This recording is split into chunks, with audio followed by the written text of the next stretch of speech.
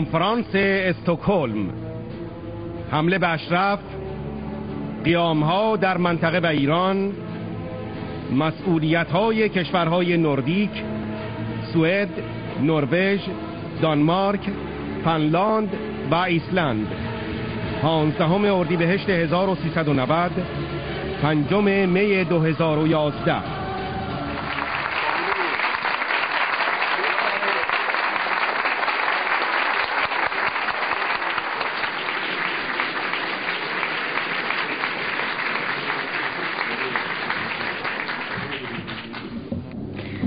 Distinguished deputies, ladies and gentlemen, I send my greetings and thank the Friends of a Free Iran Committee in the Swedish Parliament for its initiative in holding this session.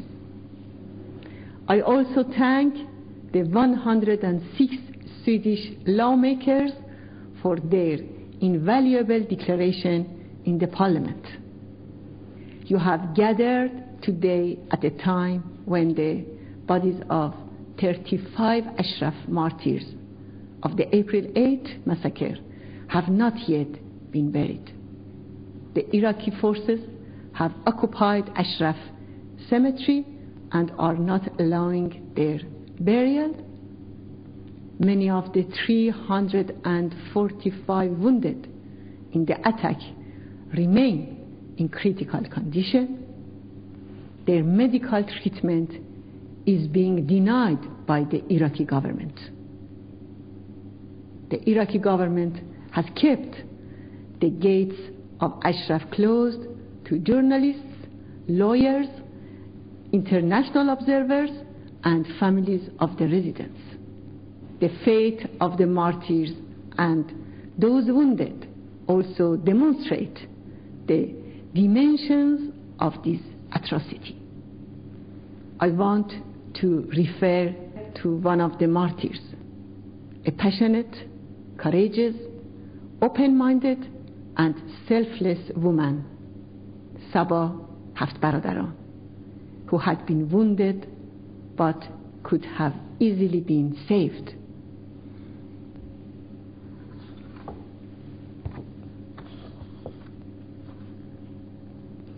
In her last moments, Saba, who could hardly breathe, said, "We are standing to the end." And I ask, who in the world is going to respond to Saba's cry? I also want to tell you, distinguished Swedish parliamentarians and personalities, about Hanif Kafai. He was educated in Stockholm and a Swedish citizen. He was a brave young man, passionate for Iran's freedom. He died by a bullet. So I ask, for which crime was he murdered?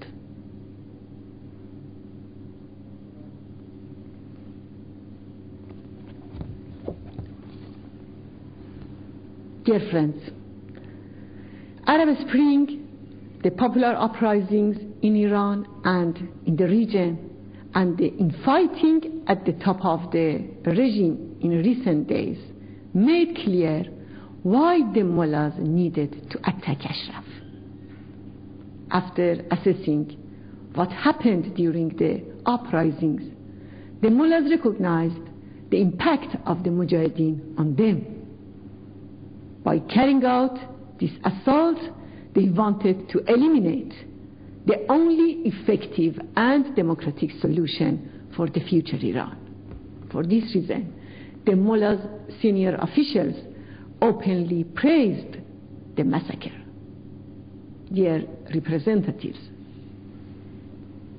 is Sweden responsible for an incident that happened thousands of kilometers away from its soil?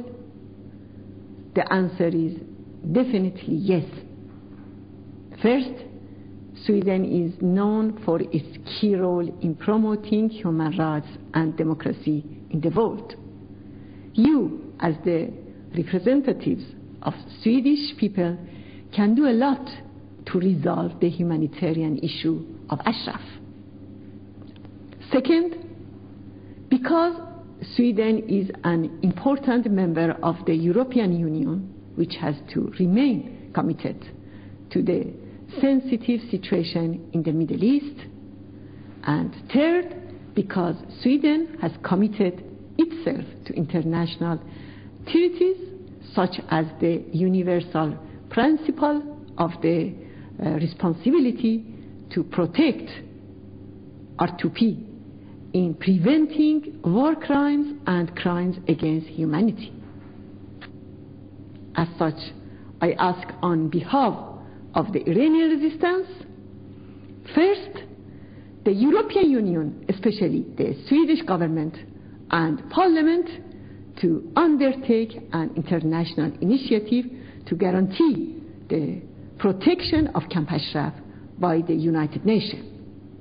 To this end, I emphasize the need for the UN Secretary General and the Security Council to adopt a resolution on the protection of the defenseless and besieged residents of Ashraf. Second, we demand an impartial, independent, full and transparent investigation into the April 8th massacre and insist on the appointment of a Security Council representative to conduct such an investigation.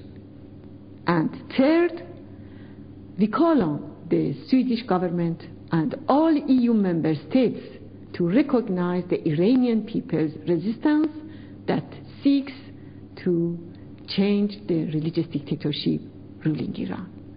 I thank you all in advance for your efforts.